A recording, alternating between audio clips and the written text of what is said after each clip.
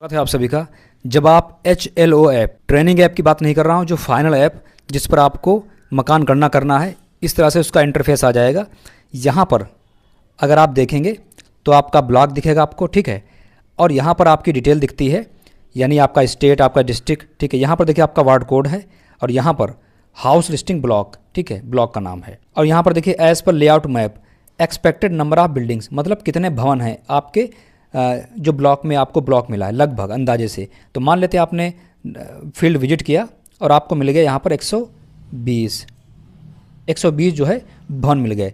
अब हम जानते हैं कि 120 भवन होंगे तो हर भवन में कम से कम 2 जनगणना मकान तो होंगे ही, ठीक है। किसी में 3 हो सकते हैं, 4 हो सकते हैं, तो लगभग मान लेते हैं 3, तो 12 × 36 लगभग 360 जो है हमारे क्या हो गए, ये हो गए सेंसस हाउसेस, ठीक है, मतलब जनगणना मकान हो गए। परिवार की बात बाद में करेंगे। अभी इतना करने के बाद आप हाउस लिस्ट ऑपरेशन पे जब आगे बढ़ेंगे तो अब इस तरह से ऐप ओपन हो जाती है, ठीक है। आप देख सकते हैं। अब मैं आपको हिंदी में समझाऊंगा, ठीक है। मकान सूची ब्लॉक नंबर आपका अलॉट नंबर है, अलॉट हो गया है। अब देखिए मकान सूची की प्रविष्टि, अब आप देखेंगे यहाँ पर मकान सूची ब्लॉक नंबर आ जाएगा, ठीक है। और यहाँ मकान सूची की प्रविष्टि, हमें इसी ऑप्शन पे जाके मकानों की गणना करनी, भवनों की गणना करनी, ठीक। चलिए इस पर क्लिक करेंगे। कुछ इस तरह से सबसे पहला जो है पेज ओपन हो जाता है। ऊपर देखिए लाइन क्रमांक दिया हुआ है, नंबर 2 पे भवन नंबर है, ठीक है। ये भवन नंबर आपका हो गया। फिर देखिए यहाँ पर भवन नंबर दर्ज करना होता है, अभी समझाएंगे क्या है। यहाँ पर देखिए दोहराएं बटन लिखा हुआ है। नंबर 3 पर आप देखेंगे जनगणना मकान संख्या नंबर लिखा हुआ है और यहाँ पर लिखा है दोहराएं, जो कि अभी हाइड है। अब साथियों 1 बाय 1 सारी चीज़ों को समझेंगे। सबसे पहले लाइन क्रमांक जो है, ये जो है निष्क्रिय रहता है, डिसेबल रहता है, इससे हमें कोई मतलब नहीं, क्योंकि जब आप भवन संख्या जोड़ेंगे, जनगणना मकान एडिट करेंगे, वो सारी संख्या बदलती रहेगी। इसीलिए इसको हमें सोचना ही नहीं ना, देखना है, इस पर ध्यान नहीं जाना चाहिए हमारा। नंबर 2 भवन नंबर। अब भवन नंबर क्या है, देखिए भवन नंबर के आगे साफ साफ लिखा हुआ है नगर पालिका या स्थानीय प्राधिकरण या जनगणना संख्या। जैसे कि आप एक मकान पर गए, ठीक है, और उस मकान पर लिखा हुआ था, साफ साफ लिखा था BN 426, मतलब इसका जो भवन नंबर था वो BN 426 था। मान लेते हैं BN 426 आपने यहाँ पर लिख दिया, ठीक है। भवन में मान लेते हैं एक ही परिवार था, ठीक, एक परिवार रहता है। तो आपको क्या करना है, अब आप सोचेंगे कि लोग तो यहाँ भवन नंबर पर 1 लिख रहे हैं, 1 नंबर दे रहे हैं, 1 लिख देते हैं। ये जरूरी नहीं। अगर उस भवन को कोई नंबर पहले से अलॉट है नगर पालिका द्वारा, जैसे कि मैंने भी बताया आपको, तो आपको वही नंबर डाल देना है। अगर अलॉट नहीं है तो आप 1 डाल देंगे, क्योंकि पहला भवन नंबर हमने गणना कर रहे हैं, ठीक है, ठीक। तो मान लेते हैं वो आप समझ गए, डाल देंगे। डालने के बाद ये दोहराएं बटन है, ये अभी हाइड होगा। जिस तरह से ये वाला हाइड है, इसी तरह से ये भी हाइड होगा, ठीक, क्योंकि सबसे पहला मकान भवन को हम जनगणना करने जा रहे हैं, ठीक। अब देखिए 1 कर दिया हमने। मान लिया कि हमारा जो पहला है उसमें सिर्फ 1 भवन है, ठीक है। उस भवन में 1 परिवार रह रहा है, मतलब 1 जनगणना मकान है वो, ठीक, सुनते रहिएगा। तो हम क्या करेंगे, अब इस नए वाले बटन पर क्लिक करेंगे। जैसे हमने नया पे क्लिक किया, देखिए जनगणना मकान नंबर अलॉट हो गया अपने आप। अब आपको बता दें, बहुत से लोग सोच रहे हैं कि यहाँ पर हमको टाइप करना पड़ेगा 0001, क्योंकि हम जानते हैं जनगणना मकान जो हमेशा 4 डिजिट का होगा। टाइप नहीं किया जाएगा। जैसे आपने नया पे क्लिक किया, ऑटोमेटिक ये वाला अपने आप क्रमांक भर देगा, ये, ठीक, भर दिया। अब जब भर गया, हम क्या स्थिति लेकर चल रहे हैं, ध्यान रखिए। स्थिति हमारी ये है कि 1 भवन है, उसका नाम भवन नंबर 1 हो गया, उसमें 1 ही परिवार रह रहा है, मतलब 1 ही जनगणना मकान है। ये स्थिति चल रही है लेकर। अभी हम दूसरी स्थिति को लेकर भी समझाएंगे, पहले इसको लेकर चलते हैं, ठीक। तो जनगणना मकान नंबर 1 भवन हो गया और जनगणना मकान उसको अलॉट हो गया। अब देखिए, अब हम सारे क्वेश्चंस करेंगे इसमें, तो इतना आप समझ गए। अब हम करेंगे अगला पे। जैसे आप अगले पे क्लिक करेंगे, इस तरह से इंटरफेस ओपन हो जाएगा और यहां मांगेगा आपका SEID। अब ये SEID क्या है, जिस जनगणना मकान की हम गणना करने जा रहे हैं, अगर उसने पहले से ही अपना सेल्फ इनेमिनेशन कर रखा है, हम जानते हैं कि गवर्नमेंट ने इस बार सबको ऑनलाइन करने का अथॉरिटी दी है, वो चाहे तो अपना जो है जनगणना खुद भर सकते हैं। जो सवाल यहाँ पर 34 क्वेश्चन पूछे जाएंगे, ये 34 प्रश्न जो है वो खुद भी भर पाएंगे, ठीक है। बस मकान, भवन और जनगणना मकान छोड़कर, ठीक है। चलिए भवन की संख्या भर दी जाएगी। तो इस तरह से यहाँ पर अगर उसने ऐसा किया है, उसने सेल्फ इनम्यूनेशन किया है, तो हाँ वाले ऑप्शन पर क्लिक करेंगे और जैसे हाँ पे क्लिक करेंगे उसकी ऐसी आईडी एक जनरेट होती है 12 डिजिट की, वो डाल दी जाएगी और उस मोबाइल नंबर डाल के सबमिट हो जाएगा फॉर्म। ठीक, उसने नहीं पे क्लिक किया है तब और अगला कर देंगे। तो उसने अगर नहीं पे क्लिक किया है तो इस तरह से अब उसे 5 से लेकर सारे क्वेश्चन के आंसर देने होंगे। अब इसमें देख लें, जनगणना मकान की दीवार में प्रयुक्त प्रमुख सामग्री कौन कौन सी है। ठीक है, जो भी हो सामग्री। अब सामग्री के लिए आपको क्या करना है, अगर कोई मकान बना है, ठीक है, उसमें परसेंटेज देख लें। अगर परसेंटेज फूस का ज़्यादा है, कच्चे का ज़्यादा है, तो वही लगाया जाएगा। इसे पता चले कि नीचे का पोर्शन जो है 75% पक्का है, बाकी फिर 25% जो है वो कच्चा है, तो अपने हिसाब से देख लें। ठीक है, प्लास्टिक पॉलीथीन से भी ढका हो सकता है, लकड़ी का हो सकता है, तो उसी ऑप्शन को चूज़ करके हम लोग अगले पे जाएंगे। ये बहुत ईजी कर लेंगे आप, कोई दिक्कत नहीं इसमें। इसके बाद में 6 नंबर देखेंगे, जनगणना मकान की छत में प्रयुक्त प्रमुख सामग्री। ठीक है, कंक्रीट का बना है, ठीक है, पक्की ईंट का बना है, पत्थर का बना है, जो भी हो उसे चूज़ कर लेंगे। ठीक है, 7 नंबर इंपॉर्टेंट, इसलिए इंपॉर्टेंट है, ये सबसे ज़्यादा दिक्कत यहीं पे आ रही है। क्या है ये, देखिए, जनगणना मकान के उपयोग का पता लगाएं। ठीक, अब देखिए इसमें 1 से लेकर 9 और 0 नीचे बंद और संस्थागत लिखा हुआ है। ठीक है, तो जैसे मान लेते हैं आप जनगणना करने गए और वो आवासीय था, वहाँ एक परिवार रहता था, तो आपको आवासीय करना है। ठीक है, इस ऑप्शन को चूज़ कर लेना है। चूज़ करने के बाद आपको अगले पे करना है। मान लेते हैं आप गए, आवासीय है, आपको पता है आवासीय है, ठीक है, लेकिन वो आपको ताला पड़ा हुआ उसमें लॉक पड़ा है। तो अगर लॉक पड़ा है तो आवास के साथ साथ बंद पे भी टिक लगा देंगे और नेक्स्ट कर देंगे। ठीक, तो अगर वो बंद होगा तो जो 34 प्रश्न हैं, इन प्रश्न को नहीं पूछा जाएगा, लास्ट वाले प्रश्न पर डायरेक्ट पहुंचा दिया जाएगा आपको, क्योंकि बंद है ना, तो बंद है तो जनगणना फिर सारे क्वेश्चंस आगे के बंद हो जाएंगे। सिर्फ 34 नंबर ऑप्शन पहुंचकर सिर्फ मोबाइल नंबर डाल के उसकी जनगणना हो जाएगी। अगर वो बंद नहीं है, आवास पे क्लिक किया, अगला किया, वो सारे क्वेश्चन हम करेंगे। ठीक, एक तो पहली स्थिति हो गई। दूसरी स्थिति है कि आवास सह अन्य उपयोग। मान लेते हैं एक मकान है या 2 मकान जो भी है, ठीक, उसमें क्या है, एक परिवार रह रहा है, वो उसमें आवास रहता भी है और साथ में एक दुकान परचून की खोल रखी उसने। ठीक, या लोहार का काम करता है, ठीक है, या मान लें लकड़ी का काम करता है, ठीक, या थोड़ा मोट जो भी बिस्किट नमकीन वगैरह बनाता है, सारा कुछ। तो आपको आवास से अन्य उपयोग पे टिक लगाना है, चूज़ करना है। साथ ही वास्तविक उपयोग दर्ज करें को भी भरना है। कैसे भरोगे आप, मान लेते हैं इसमें जो है परचून की दुकान, तो क्या लिखोगे, यहाँ पर लिखा जाएगा आवास सह, सह के बाद, आवास सह के बाद अन्य उपयोग जो लिखा है, यहाँ पर लिखा जाएगा आवास सह परचून की दुकान, आवास सह लोहार, आवास सह जो भी काम हो रहा होगा, तो आवास सह के साथ वो लिखा जाएगा। ठीक है, आप हिंदी में से टाइप कर दें, अगर आपने हिंदी भाषा चूज करी हिंदी में टाइप कर लें। उम्मीद है समझ आ गया होगा। ठीक है, अच्छा, ऐसा भी हो सकता है कि वो आवास सह अन्य उपयोग के साथ साथ संस्थागत हो। जैसे कि मान लेते हैं कोई अनाथ आश्रम है, ठीक, वहाँ पर आवास तो है ही वो, चूँकि लोग रहते हैं, साथ ही वहाँ पर बहुत से काम भी हो सकते हैं। ठीक, तो ऐसे में आवास से अन्य उपयोग को टिक लगा देंगे और साथ ही संस्थागत कर देंगे। जब संस्थागत कर देंगे तो इस में क्या होता है, परिवार क्रमांक आगे अभी जारी होगा, उसमें 999 जारी हो जाता है। ये अभी आगे बताएंगे, अभी इसकी टेंशन मत लीजिए। ठीक है, अगर वो दुकान ही है, दुकान हो गया, ठीक, कोई दिक्कत नहीं, दुकान है, दुकान करके हम लोग अगला कर देंगे। अगर वो हो सकता कॉलेज हो सकता है, होटल लॉज को भी हो सकता है, या कोई पूजा स्थल हो सकता है, तो पूजा स्थल है, ठीक है, कर देंगे। अगर इनमें से कोई दुकान है, कार्यालय आपको मिला लेकिन वो आपको बंद मिला, मान ली दुकान गए आप, दुकान थी लेकिन बंद है, दुकान पे बंद करके हम लोग आगे नेक्स्ट कर देंगे। ठीक है, तो अच्छा एक बात आया, यहाँ से देखिए ये जो लिखा हुआ है ये ऑप्शन, इन ऑप्शन को अगर आप चूज़ करेंगे तो सारे क्वेश्चन नहीं पूछे जाएंगे, सीधे 34 नंबर पर आपको ले जाया जाएगा। आप मोबाइल नंबर डालेंगे और उसे सबमिट कर देंगे। ठीक है, तो उम्मीद करते हैं इसको समझ आ गया होगा। कोई दिक्कत लग रही है तो कमेंट बॉक्स में पूछ लें। चलिए हम लोग आगे चलते हैं।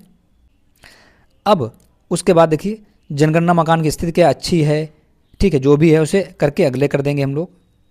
अब देखिए ये इंपॉर्टेंट है, परिवार के मुखिया से संबंधित विवरण। ठीक, परिवार क्रमांक अपने आप जारी होगा। ठीक, सुनते रहिए।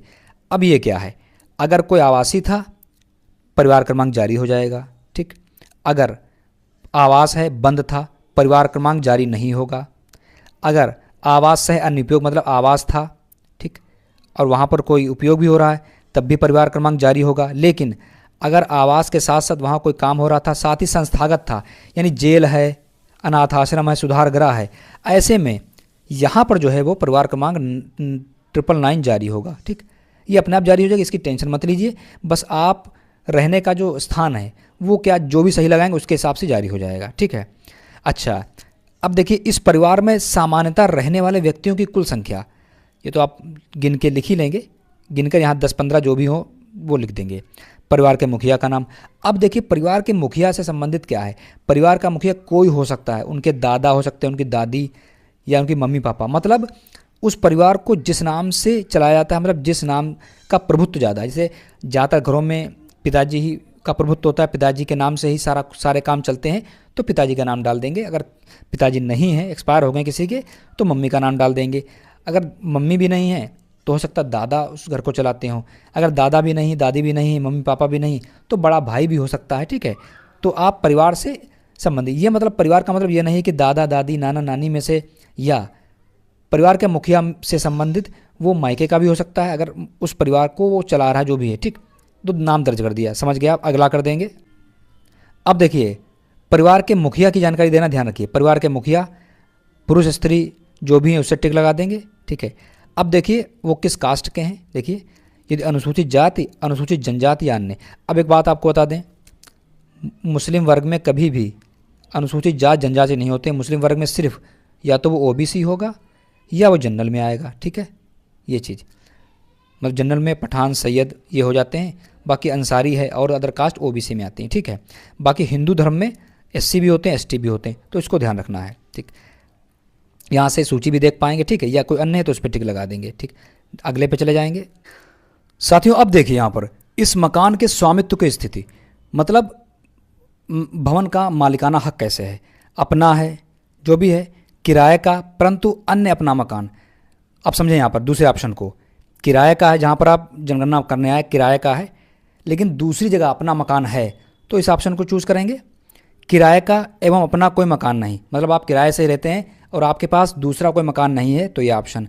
अगर कोई तीसरी स्थिति उत्पन्न होती इनमें तीन में अलग, इन तीन के अलावा, तब अन्य लगाएंगे। ठीक है, अब देखिए रहने के लिए उपलब्ध कमरों की संख्या, जैसे कि इसको समझ लीजिए थोड़ा सा, जैसे कि आपका परिवार में जितने भी कमरे हैं उनको गिन लेंगे जिनमें आवास करते हैं। इसमें लेट्रिन है, बाथरूम है, ठीक है, अन्य और कोई स्टोर रूम है छोटा मोटा, उनको मत गिनिएगा। केवल जैसे बैठक हो गई, एक बेडरूम हो गया, ऐसे कमरों को गिनिए जहाँ पर आप रहते हैं, सामान वगैरह रखा है, रूम को गिन लीजिए। उन्हीं को 3 हो सकते हैं, 4 हो सकते हैं, जो भी है वो लिख देंगे। बस उसको ध्यान, लेट्रिन बाथरूम को नहीं चूज़ करना है। ठीक है, तो साथियों हमने 14 नंबर पॉइंट को देख लिया। ठीक है, अब हम देखते हैं 16 नंबर पॉइंट। ये बहुत इंपॉर्टेंट है क्योंकि यहां पर पूछा गया है इस परिवार में रहने वाले विवाहित दंपतियों की संख्या, मतलब कितने जोड़े हैं। ठीक है, पति पत्नी के साथ। अब अगर हम इस इमेज को देखते हैं, देखिए पहला केस ये हो सकता है, एक पुरुष है, अगर उसकी 2 पत्नियां हैं इस तरह से, तो यहां पर एक पुरुष का एक पत्नी के साथ एक दंपति कहलाएगा। इसी तरह से एक पुरुष का दूसरी पत्नी के साथ भी एक दंपति कहलाएगा। तो कुल कितने दंपति हो जाएंगे? 2 हो जाएंगे। इसके विपरीत अगर एक स्त्री है, उसके 2 हस्बैंड हैं इस तरह से, तो देखिए सिर्फ एक ही दंपति कहलाएगा। अगर विधवा है जिसमें पति का देहांत हो गया है, तो कुल दंपति परिवार में 0 होंगे। इसी तरह विधुर है तो उसका कोई जोड़ा नहीं बन रहा, तो ऐसे में कुल दंपति 0। अच्छा, अगर मम्मी पापा हैं केवल और परिवार में किसी की शादी नहीं हुई, तो वहां पर मम्मी पापा के साथ एक दंपति जोड़ा तैयार माना जाएगा। इसी तरह से परिवार में मम्मी पापा हैं, एक दंपति हो गए। अगर उन्होंने बेटे की शादी कर दी है तो बेटा बहू मिलकर एक दंपति बनाएंगे, तो इस तरह से उस परिवार में 2 दंपति हो जाएंगे अगर परिवार अलग अलग नहीं है। ठीक है, तो इस तरह से स्थिति क्लियर हो गई होगी। तो यहां पर हम इसी तरह से संख्या दर्ज कर देंगे। चलिए आगे पे जाते हैं। अब देखिए पेयजल का मुख्य स्रोत क्या है, ये आप अपने हिसाब से समझ लें, कोई कठिन नहीं है। ठीक है, नल का पानी उपचारित स्रोत से, मतलब नल का पानी आ रहा है लेकिन वो उसको फिल्टर करके मिल रहा है, साफ़ सुथरा पानी मिल रहा है, तो ये हो जाएगा। ठीक है, कुआं है, हैंडपंप है ना, झरना है, सील बंद पैकेट या बोतल का पानी लेते हैं। ठीक है, तो इस तरह से बोतल का पानी का मतलब ये है कि जो आपके यहाँ टैंकर से पानी आता है ना, बोतलों में, छोटी छोटी बोतलों में पानी होता है, 20 रुपये बोतल पानी लेते हैं, तो इसमें कंडीशन में आ जाएगा। ठीक है, वो फिल्टर पानी होता है। बाकी बहुत सी जगह टैंक तालाब से भी लेते हैं, इस तरह से जो भी है वो देख लेंगे। ठीक, अगला पे चले जाएंगे। अब देखिए पेयजल स्रोत की उपलब्धता क्या है। यहाँ परिवार के निकट का अर्थ मतलब शहरी क्षेत्र के लिए 100 मीटर और ग्रामीण क्षेत्र 500, परिसर के अंदर है या अपने परिसर का मतलब मकान जो भवन बना हुआ है, ठीक है, उसके बाहर है कहीं दूर, ठीक है, तो कितनी दूर है वो देख लीजिए, यहाँ पर दिया हुआ है, उससे कोई दिक्कत नहीं, ये हो जाए कर लोगे अभी। अब प्रकाश का मुख्य स्रोत क्या है, मतलब वहाँ पर जो घरों में लाइट हो रही है वो क्या है, उसका स्रोत क्या है, उसका स्रोत बिजली यानी घर में कनेक्शन है बिजली का, उससे हो रही नहीं है, मिट्टी के तेल से ही आप प्रकाश कर रहे हैं, डिब्बी लैंप जला रहे हैं, या आपके सोलर पैनल लगे हैं, सौर ऊर्जा के माध्यम से कर रहे हैं, या कोई अन्य तेल का मतलब जैसे कोई खाने का तेल हो सकता है, जैसे कि आप सरसों के तेल से दिया जला रहे हैं, उससे प्रकाश कर रहे हैं घर पर, ऐसी कंडीशन आ सकती है। बहुत से परिवार ऐसे भी हैं। या प्रकाश रहित है यानी प्रकाश ही नहीं है, अंधेरे में ही आप रहते हैं, ठीक है। इस तरह से जो भी ऑप्शन चूज़ करके हम लोग अगले पे चले जाएंगे। शौचालय की सुलभता। शौचालय परिवार के लिए केवल अकेले परिवार के लिए, एक परिवार जैसे रहता है, मान लें एक परिवार, उस परिवार में रहे वो अपने परिवार के लिए अगर है, या टॉयलेट अन्य परिवार के साथ साझा भी होता है, पता चले 2 परिवार साझा कर रहे हैं। सार्वजनिक शौचालय मतलब इसका मतलब ये है जैसे आपका परिवार है उसकी जनगणना हो रही है, तो आपका जो टॉयलेट है एक परिवार का, क्या वो टॉयलेट कोई दूसरा परिवार भी इस्तेमाल कर रहा है, तो ये लिखा अन्य परिवार के साझा के साथ। सार्वजनिक का मतलब सभी लोग यूज़ करते हैं, ठीक है, नहीं खुले में है, ठीक है, तो जो ऑप्शन होगा उस पर यहाँ पर लगा लेंगे हम लोग, अगले पे कर देंगे। अब शौचालय का प्रकार क्या है, पाइप सीवर पद्धति वाला है, सेप्टिक टैंक है, या अन्य पद्धति, ये आप देख लें। 2 गड्ढा शौचालय में स्लैब के साथ उन्नत हवादार गड्ढा है, स्लैब के बिना खुला गड्ढा है ना, 1 गड्ढा शौचालय है, ठीक, शौच नहीं है तो 0 लगा देंगे, ठीक, अगला कर देंगे। इसी में सर्विस शौचालय वाला ऑप्शन भी है, देखिए, मानव मलमूत्र व्यक्ति द्वारा हटाया जाता है ना, पहले ऐसा होता था, ठीक है, कोई व्यक्ति आता था और उसे साफ करके भर के ले जाता था। मानव मलमूत्र हटाने की जानवरों का उपयोग, कई जगह ऐसा भी हो सकता है कि जानवरों को छोड़ दिया गया, सुअर को ना पिग को छोड़ दिया गया, वो साफ चट कर जाती थी, ऐसा भी होता था। मानव मलमूत्र हटाने खुली नालियों का, बहुत जगह क्या होता था नालियों में बहा दिया जाता, ऐसा भी होता है, तो जो कंडीशन है उसको चूज़ करके अगला करेंगे हम लोग।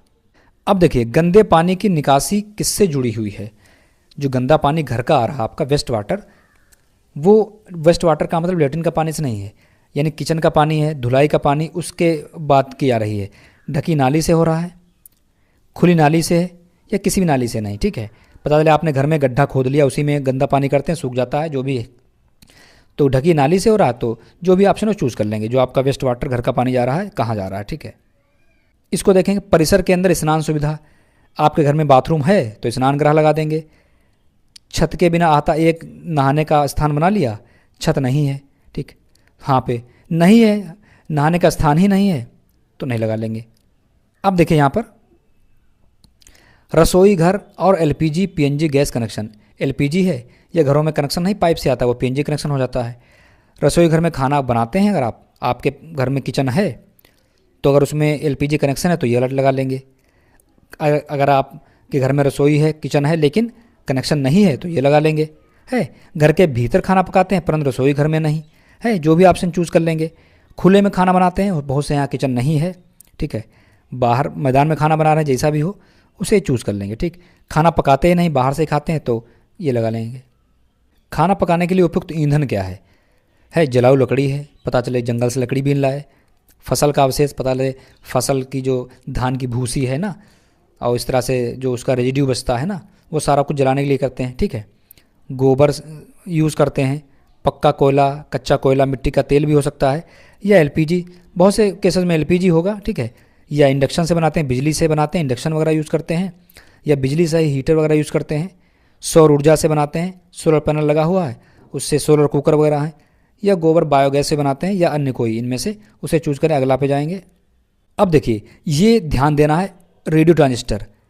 अब अगर रेडियो ट्रांजिस्टर आपके पास है परंपरागत वाला पुराना वाला तो टिक लगा देंगे, ठीक। अक्सर लोगों के घर ये नहीं होगा, ठीक।